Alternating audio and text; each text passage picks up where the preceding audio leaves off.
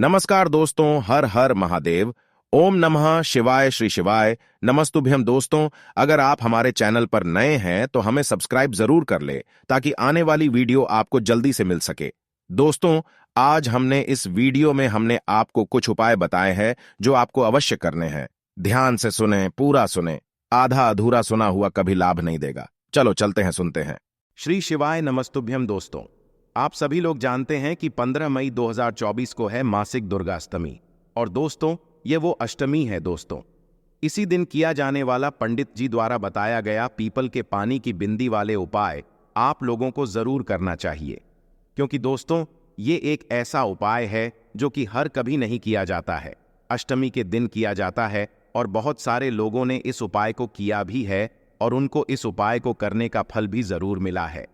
अगर आप लोग भी इस उपाय को इस अष्टमी के दिन करना चाहते हैं तो आप इस उपाय को पहले अच्छे से समझ लेना, सुन लेना, उसके बाद करना। आपको इस उपाय का फल जरूर मिलेगा।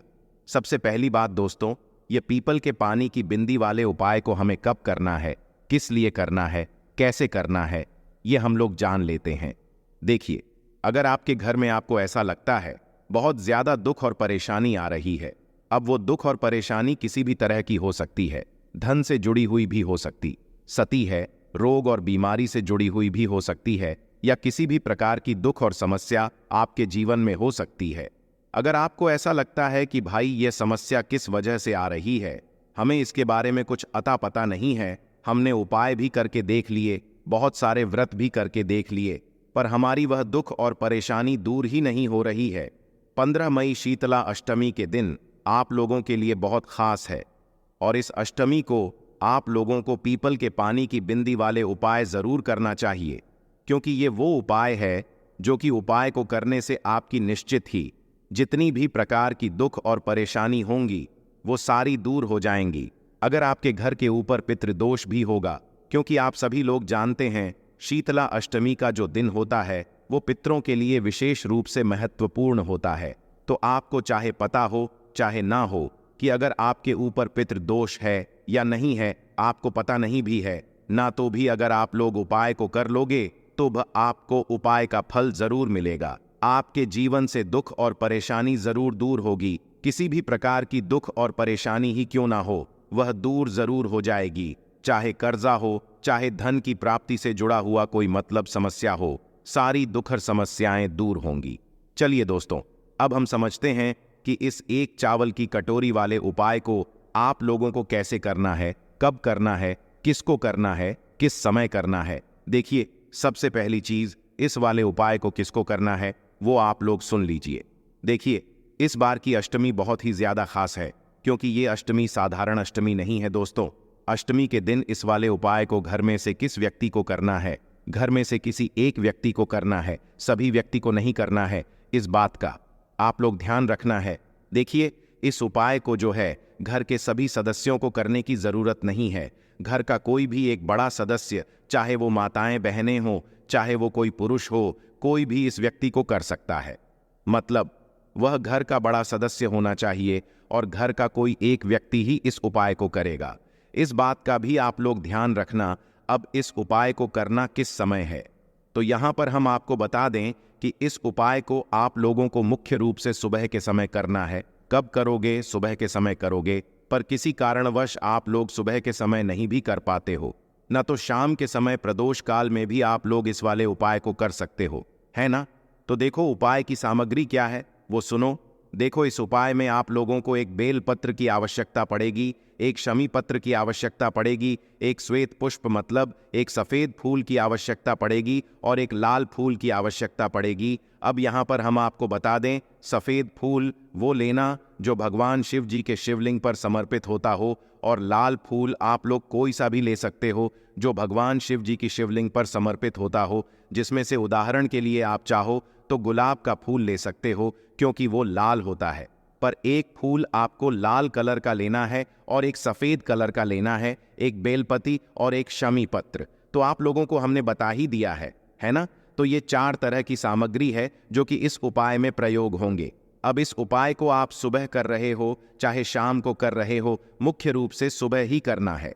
कोशिश पूरी यही होनी चाहिए कि हम इस उपाय को सुबह कर लें। शाम के समय आप लोग मतलब किसी कारणवश अगर सुबह ना कर पाओ इस उपाय को, तो आप शाम को कर सकते हो। अभी आपके मन में यह प्रश्न भी आ रहा होगा कि भाई इस उपाय को हमें करना किस दिन है। तो देखो, इस उपाय को आप किसी भी विशेष दिन पर कर सकते। तो देखो, आपने इन चारों सामग्रियों को तैयार कर लिया है। प्रातःकाल सुबह सुबह शुद्ध होकर स्नान करके ही आप लोग इस वाले उपाय को कीजिए। जीगा और चारों सामग्रियों को लेकर क्या हमें सिर्फ उपाय को करने के लिए जाना है? भगवान शिव जी के मंदिर में नहीं, अपने साथ में कुछ पूजन सामग्री भी जरूर लगकर लेकर जाना, जैसे कि 1 लोटा जल, और जो भी पूजन सामग्री आप अलग से लेकर जाना चाहो वो लेकर जा सकते हो। पर कम से कम 1 लोटा जल तो जरूर लेकर जाना, क्योंकि हमें भगवान शिव जी को ये नहीं दिखाना है कि हम अपने मतलब के लिए उनके पास जा रहे हैं। हमें भगवान शिव जी की पूजन अर्चना के साथ में ही ये वाला उपाय करना है। और शाम के समय प्रदोष काल में उपाय कर रहे हो तो अपने साथ में एक शुद्ध देसी गाय के घी का गोल बत्ती का घी का दीपक लेकर जाना।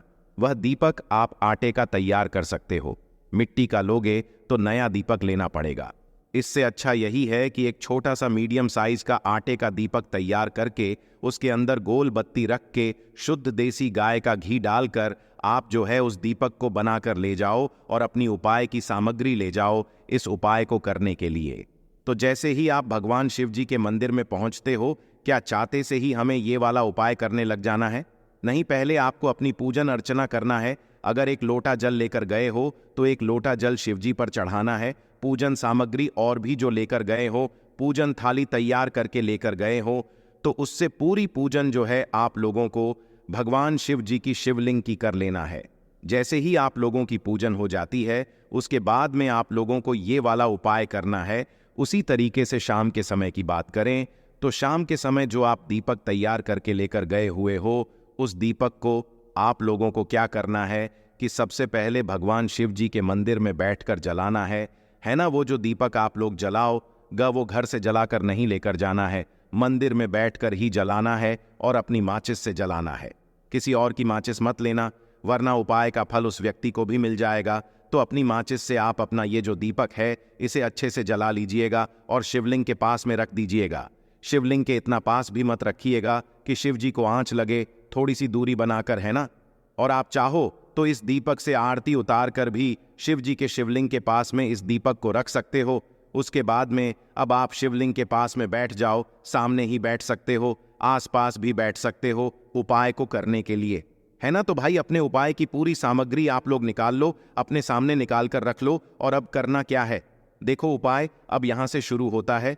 तो देखो, इस उपाय को करने से पहले सबसे पहले आप भगवान शिव जी की शिवलिंग के ऊपर माता अशोक सुंदरी जी का एक स्थान देख लो। ध्यान से सुन लो, माता अशोक सुंदरी जी का जो स्थान होता है उसे पहले ध्यान से देख लो। शिवलिंग के ऊपर, जो कि जलाधारी के बिल्कुल बीचों बीच में होता है। कहाँ पर होता है? जलाधारी के बिल्कुल बीचों बीच में जो एक स्थान होता है वो होता है माता अतु सुंदरी जी का स्थान। तो देखिए, जब भी आप इस उपाय को करें तो ध्यान दीजिएगा कि आपको कांता भगवान का नाम जरूर लेना है।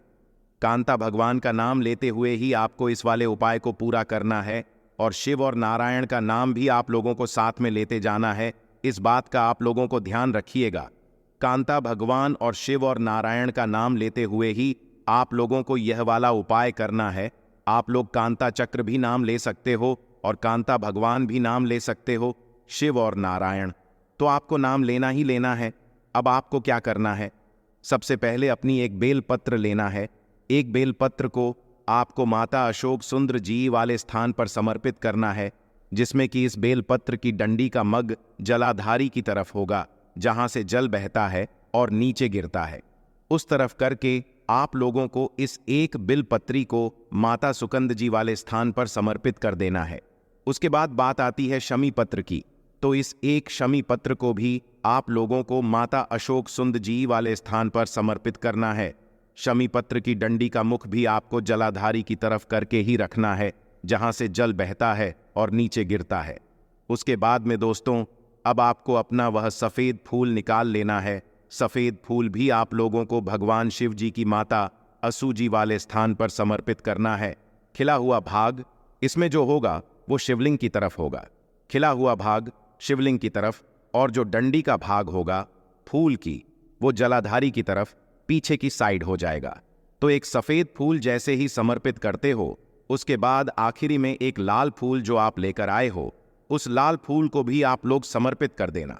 लाल फूल को समर्पित जैसे ही आप लोग कर देते हो, तो वहीं पर भगवान से हाथ जोड़कर, आंखें बंद कर कर श्री शिवाय नमस्तुभ्यम बोलकर अपनी वह मनोकामना बोलना जो कि धन से जुड़ी हुई है। आपकी जिस मनोकामना के लिए आप लोग अपना यह वाला उपाय कर रहे हो, यह उपाय विशेष रूप से धन प्राप्ति के लिए है, धन की समस्या को दूर करने के लिए है। अगर आपका कोई काम नहीं बन रहा है, आपके घर में पैसों की आवक बिल्कुल भी नहीं है, तो भाई आप लोगों को यह वाला उपाय जरूर करना चाहिए। किसी विशेष दिन पर भी कर सकते हो, और अगर ज्यादा जल्दी है तो किसी भी दिन जो है अच्छे से, मतलब टाइम में सुबह के समय आप लोग इस वाले उपाय को कर सकते हो, और यहां पर ये वाला उपाय पूर्ण हो जाता है। भगवान से प्रार्थना करके, विनती कर कर, धोख देकर अपने घर आप लोग वापस आ सकते हो, और यहां पर आपका उपाय पूरा हो जाता है। तो ये तो बात हो गई धन प्राप्ति वाले उपाय की, जो कि पंडित जी ने रुद्राक्ष महोत्सव में सीहोर वाली कथा में ये उपाय बताया था। अब दोस्तों बात करते हैं एक दूसरे उपाय के बारे में, जो कि रुद्राक्ष महोत्सव के अंतर्गत ही बताया गया था। यह भी बिल्कुल नया उपाय है, और यह उपाय पहले नहीं बताया गया है। इस उपाय को करने से आपके घर में चाहे कैसी ही दुख और परेशानी क्यों ना चल रही हो, चाहे लड़ाई झगड़ा होता हो, चाहे घर में मतलब बिल्कुल भी प्रेम भाव ना बचा हो, पता नहीं आपके घर में कुछ ना कुछ ऐसा होता ही रहता है जिससे कि आप परेशान हमेशा होते ही होते हैं, है ना। तो अगर ऐसी कुछ दुख और परेशानी आपके घर परिवार में चल रही है, तो भाई आप लोगों को ये वाला उपाय कर लेना चाहिए, क्योंकि इस एक उपाय को करने से अगर आपके घर में पितृदोष भी है, काल सर्प दोष भी है, या वास्तु दोष भी है, या मंगल दोष भी, मतलब किसी भी प्रकार का दोष आपके घर में है और आपको पता नहीं है, और दुख और परेशानी उसी दोष की वजह से आ रही है, तो भाई आपको पता करने की भी जरूरत नहीं है। आपको बस ये एक उपाय कर लेना है। इस उपाय को करने के बाद आपके सारे प्रकार के जो दोष होंगे वो मिट जाएंगे। आपको कोई उपाय अलग से करने की जरूरत नहीं है, मात्र इस एक उपाय को कर लो, सारे दोष मिट जाएंगे। दुख और परेशानी तो फिर अपने आप ही दूर हो जाएगी। अब इस उपाय में क्या करना है, देखो ये उपाय थोड़ा समझने वाला है, इसलिए ध्यान से समझना, उसके बाद ही करना।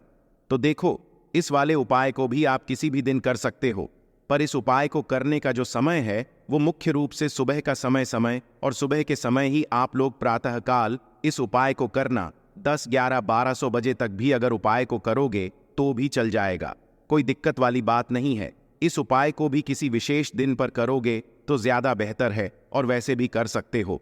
और इस उपाय को जो कौन करेगा, माताएं बहनें करेंगी। जो घट की बड़ी माताएं बहनें हैं, उन माताओं में से कोई भी एक माता बहन जो है इस वाले उपाय को कर सकती है। अब इस उपाय में हमें जरूरत किस चीज की पड़ेगी वो सबसे पहले आप लोग सुन लो, है ना। तो देखो, इस उपाय में हमें सबसे पहली चीज जो आवश्यकता पड़ेगी वो एक लोटे जल की पड़ेगी, पर यह मेन चीज नहीं है। इसमें जो मेन सामग्री है वो है दोस्तों पीपल के पेड़ का पानी। अब आप कहोगे ये क्या होता है, तो इसलिए हम आपसे बोल रहे थे, थोड़ा ध्यान से सुनना आप लोग, है ना।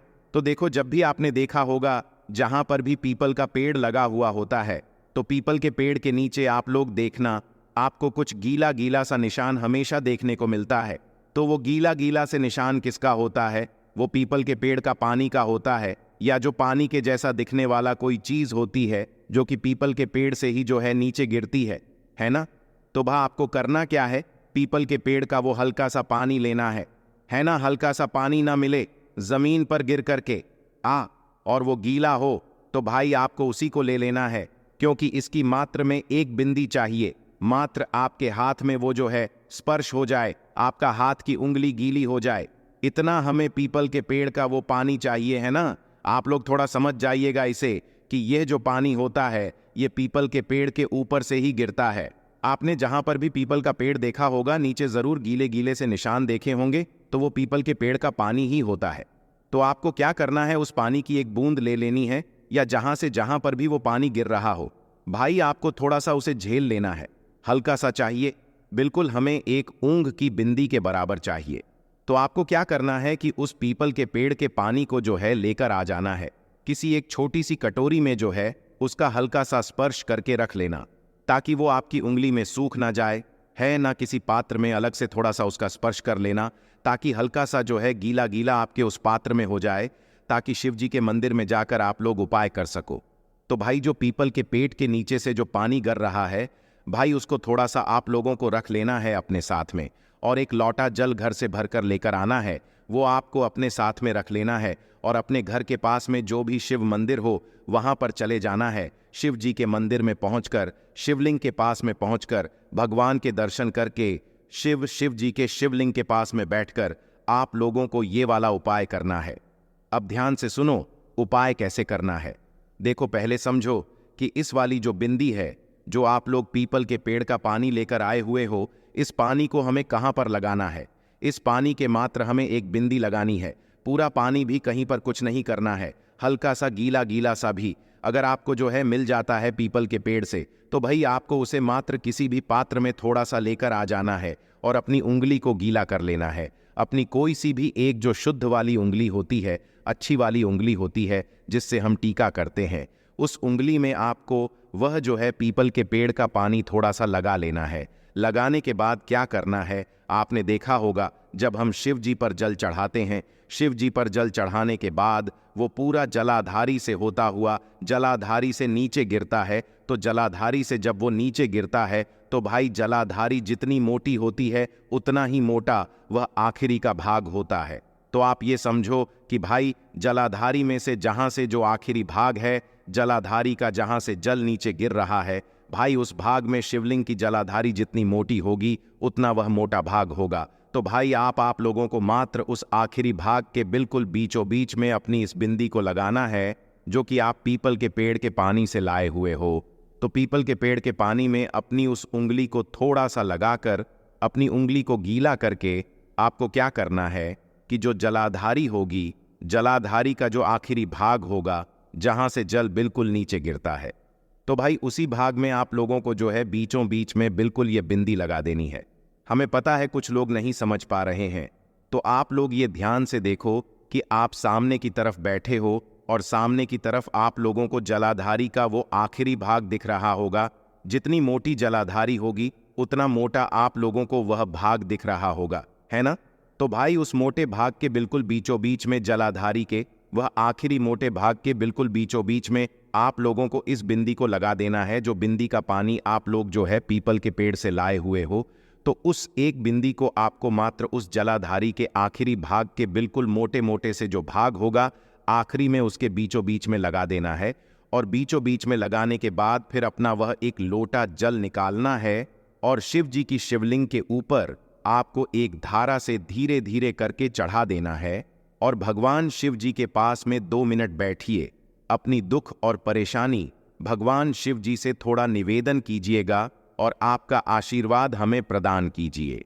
ऐसी आपको भगवान से प्रार्थना करके भगवान को धोख देकर वापस अपने घर पर आ जाना है और आपका यह वाला उपाय भी पूर्ण हो जाता है। श्री